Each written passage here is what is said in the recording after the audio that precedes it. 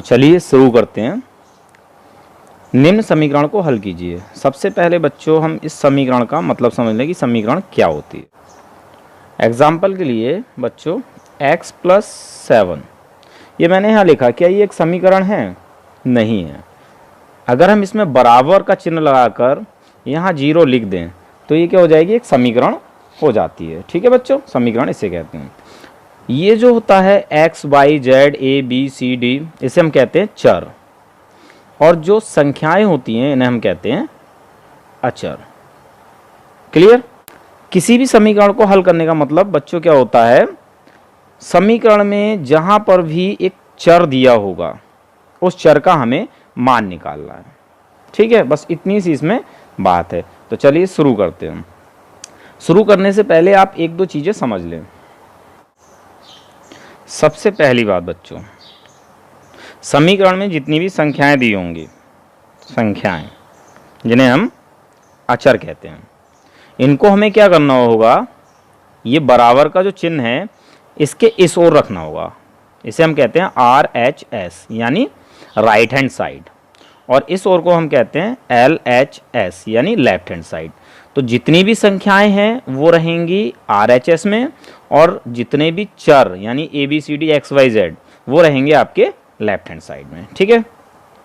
Second बात, किसी भी समीकरण को हल करने के लिए हमारा पहला स्टेप क्या होता है, यदि किसी चर के साथ में x, y, z, ABCD इनके साथ में कोई संख्या प्लस या माइनस में दी हुई है, तो जब हम उसकी साइड चेंज करके उसे राइट हैंड साइड में लाएंगे तो उसका चिन्ह बदल जाएगा। एग्जाम्पल के लिए यदि x के साथ कोई संख्या प्लस में दे रखी है, ठीक है, यहाँ पर x के साथ प्लस में दी हुई है 7, तो जब हम इसकी साइड चेंज करेंगे तो ये प्लस की संख्या हो जाएगी माइनस की। और यदि x के साथ कोई संख्या माइनस में दे रखी है, अब हम इसकी साइड चेंज करेंगे तो ये हो जाएगी प्लस की। ठीक है बच्चों। थर्ड बात बच्चों, यदि कोई भी संख्या किसी भी चर के साथ में गुणा में दे रखी है, और गुणा में कैसे दे रखी होगी, इस टाइप से लिखी हुई होगी 3x। ठीक है, तो यहाँ 3 जो है x के साथ गुणा में है, तो आप यहाँ पर गुणा का चिन्ह लगा भी सकते हो, नहीं भी लगा सकते हैं। ठीक है। अगर कोई भी संख्या किसी भी चर के साथ गुणा में दी होगी तो हम क्या करेंगे, जब उसकी साइड चेंज करेंगे तो वो संख्या हमेशा इधर आने के बाद बटे में आएगी। ठीक है। अगली बात, यदि कोई भी संख्या किसी भी चर के साथ में बटे में दे रखी होगी, जैसे यहाँ पर, ठीक है, यदि हम इस संख्या की साइड चेंज करेंगे तो ये हमेशा गुणा में जाएगी। x = 0 × 3। क्लियर हो गई बात बच्चों? अब बात कर लेते हैं, यदि समीकरण दिया हो 2x + 7 = 0, चलो यहाँ बटे में भी हम 3 लिख लेते हैं। ठीक है, इस तरह से दिया हो तो सबसे पहला हमें काम करना होता है, जो माइनस प्लस की संख्या होती है उसकी साइड चेंज करते हैं। तो हम कर लेते हैं यहाँ पे 2x / 3 = -7। ठीक है, उसके बाद हम बटे में जो संख्या दे रखी होती है उसकी साइड चेंज करते हैं। तो 2x = -7 गुणा बटे की संख्या गुणा में जाएगी। ठीक, लास्ट में हम जो संख्या गुणा में दे रखी होती है उसकी साइड चेंज करते हैं, तो ये जाएगी बटे में। ठीक है बच्चों, इतनी बात है। बस इतनी बात आपको अगर समझ में आ गई तो आप सारी ही ये एक्सरसाइज आराम से कर सकते हैं। तो चलिए एक्सरसाइज शुरू करते हैं। बच्चों, सवाल शुरू करने से पहले आपसे एक रिक्वेस्ट है, अगर मेरा ये वीडियो आपको पसंद आए तो इस चैनल को सब्सक्राइब जरूर करें और साथ में ही वीडियो को लाइक भी कर दें।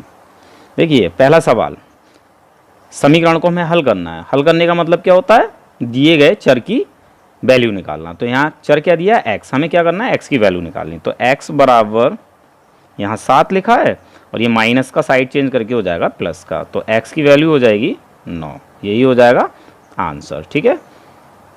सेकंड, किसकी वैल्यू निकालनी, y की। तो y = यहाँ 10 लिखा है, ये प्लस में है तो इधर जाकर हो जाएगा माइनस का, तो y की वैल्यू प्राप्त हो जाएगी 7। ठीक है। सवाल नंबर थर्ड, सबसे पहले आप क्या करें, z + 2 को इधर लिख लें और इसको इस साइड में लिख लें, यानी दोनों की साइड चेंज करके लिख लें। हमें वैल्यू किसकी निकालनी है, z की। तो z = यहाँ पर 6 है, और ये प्लस का 2 जब इधर जाएगा तो माइनस का हो जाएगा, तो z की वैल्यू हो जाएगी 4, यही आंसर हो जाएगा। ठीक है, इसमें ये आंसर हो जाएगा। चौथा सवाल, वैल्यू हमें किसकी निकालनी, x की निकालनी। तो x बराबर यहाँ लिखा है 17/7। ठीक है, और ये जो संख्या है 3/7, इसके आगे कोई चिन्ह नहीं है तो इसके आगे प्लस का चिन्ह है। ठीक है, जब किसी भी संख्या के आगे कोई चिन्ह नहीं होता है तो उसके आगे हमेशा प्लस का चिन्ह होता है। जब प्लस की संख्या को इस साइड में ले जाएंगे तो ये हो जाएगी माइनस की 3/7। इसको हम सॉल्व कर लेंगे। इसको सॉल्व कैसे करते हैं, ये अंश है, ये हर है, ये अंश है, ये हर है। ठीक है, अगर हमारे हर समान हो तो ऊपर जो संख्याएं दे रखी हैं अगर वो घट रही हैं तो उन्हें हम घटा देंगे और जुड़ रही हैं तो जोड़ देंगे। 17 - 3 है, यानी घट रही हैं तो हम घटा देंगे। 17 में से 3 जाएगा, 14 बचेगा, और बटे के दोनों सातों की जगह हम एक साथ लिख देंगे। ठीक है, तो x बराबर 14/7। अब यहाँ पर 7 के पहाड़े से 14 दो बार में विभाजित हो जाता है, तो इसे भी हम विभाजित कर लेंगे तो हमें x बराबर प्राप्त हो जाएगा 2। ये हो जाएगा हमारा आंसर। ठीक है, सवाल नंबर 5। सवाल नंबर 5 है 6x बराबर 12। वैल्यू हमें किसकी निकालनी है, x की। तो x बराबर यहाँ पर 12 लिखा, 12 लिख देंगे, और x के साथ ये 6 किसमें, गुणा में। ये कहाँ चला जाएगा, बटे में। 6 से 12 दो बार में विभाजित हो जाता है। ठीक है, तो इसे विभाजित कर देंगे तो x की वैल्यू हमें प्राप्त हो जाएगी 2। ये हो जाएगा आंसर। ठीक है, सवाल नंबर 6 करते हैं। सवाल नंबर 6 है t/5 बराबर 10। वैल्यू किसकी निकालनी है, t की। t बराबर कितना है, 10। बटे की संख्या कहाँ जाती है, गुणा में। इसे गुणा में ले जाए 5 को, तो t बराबर हमें प्राप्त हो जाएगा 50। ठीक है, आंसर हो जाता है ये। चलिए सवाल नंबर 7 करते हैं। बच्चों सवाल नंबर 7 है 2x/3 बराबर 18। वैल्यू हमें किसकी निकालनी है, x की।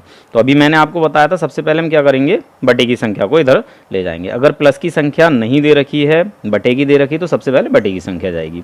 तो 2x बराबर यहाँ लिखा 18, और बटे की संख्या कहाँ चली जाती है, गुणा में। ठीक है, तो x बराबर क्या हो जाएगा, 18 × 3। अब ये कहाँ है, गुणा में है, तो ये कहाँ चला जाएगा, बटे में। ठीक, 2 से 18 को 9 बार में विभाजित किया जा सकता है।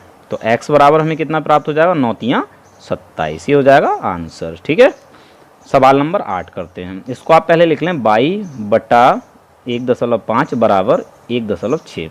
ऐसे साइड चेंज करके हम लिख सकते हैं, इससे मान पर कोई फ़र्क नहीं पड़ता। वैल्यू हमें निकालनी बाई की, तो बाई बराबर कितना लिखा है, 1.6। जब ये साइड चेंज करेगा तो कहाँ चला जाएगा, गुणा में 1.5। इन दोनों की आप गुणा कर दें, 1.6 × 1.5। हम दशमलव को भूल जाते हैं और 16 × 15 करते हैं, तो ये हो जाता है 240। अब हमें दशमलव लगाना है। देखिए यहाँ पर दशमलव के बाद एक अंक है और यहाँ पर भी दशमलव के बाद एक अंक है। अतः हम क्या करेंगे, इस संख्या में बाईं ओर से इधर से 2 अंकों के बाद दशमलव लगा देंगे, 1 2 यहाँ पर। ठीक है, तो बाई की वैल्यू हमें ये प्राप्त हो जाती है। चलिए सवाल नंबर 9 करते हैं। 7x - 9 बराबर 16। तो हमें वैल्यू निकालनी है x की, तो x यहाँ लिखा रहने दें, इधर बराबर में 16 लिखा है, 16 लिख दें। अब सबसे पहले हम क्या करेंगे, प्लस माइनस वाली संख्या इधर लाते हैं, तो ये माइनस का है, यहाँ आने से ही प्लस का हो जाएगा। ठीक है, तो हमें 7x बराबर प्राप्त हो जाएगा 16 और 9 25। ठीक है, x की वैल्यू निकालनी है, x बराबर 25, और ये x के साथ जो 7 है, ठीक है, वो किस में है, गुणा में। तो गुणा की चीज़ कहाँ जाती है, बटे में। ये हो जाएगा आंसर। ठीक, 7 से 25 को हम डिवाइड नहीं कर सकते हैं, इसलिए इसको ऐसा ही छोड़ देंगे, यही हमारा आंसर हो जाएगा। चलिए सवाल नंबर 10 करते हैं। 14y - 8 बराबर 13।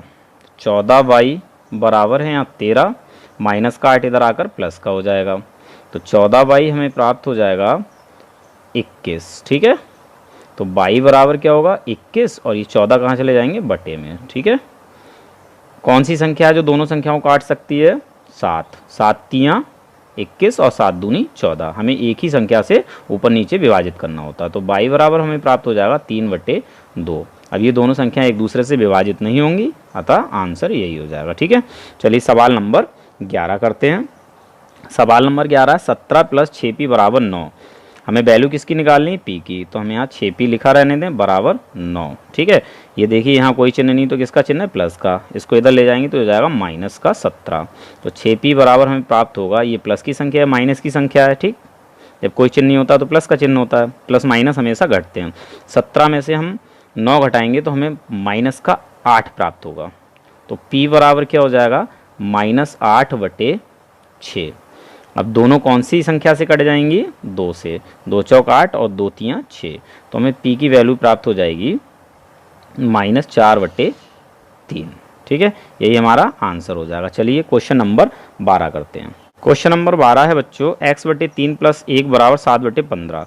तो हमें वैल्यू निकालनी है x की, तो यहाँ x/3 लिख दें बराबर 7/15 है, 7/15 लिखें, ये प्लस का 1 जब इधर आएगा माइनस का 1 हो जाएगा। ठीक है, इसको आप सॉल्व कर ले। इसको सॉल्व कैसे करेंगे, देखिए ये 7 का 7 लिख दें, माइनस का माइनस लगा दें, 15 और 1 की गुणा कर दें, तो 15 1 कम 15 हो जाता, और पूरे के बटे में ये 15 आप लिख सकते हैं। ठीक, तो हमें x/3 बराबर इतना प्राप्त हो जाता है।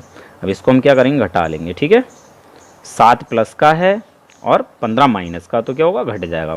15 में 7 घटेगा तो कितना बचेगा, माइनस का 8। चिन्ह उस संख्या का आता है जिस चिन्ह की संख्या बड़ी होती है। ठीक है, तो बटे 15, तो हमें x/3 बराबर प्राप्त हो गया -8/15। हमें x निकालना है, तो x बराबर क्या हो जाएगा, -8। ये बटे की संख्या इधर आने पर ऊपर वाली संख्या के साथ गुणा में आएगी, बटे 15। 3 1 3 और 3 पंजे 15, 3 के पहाड़े से 5 विभाजित हो जाता है। ठीक है, तो हमें x बराबर प्राप्त हो जाएगा -8/5। ये हमारा आंसर हो जाता है।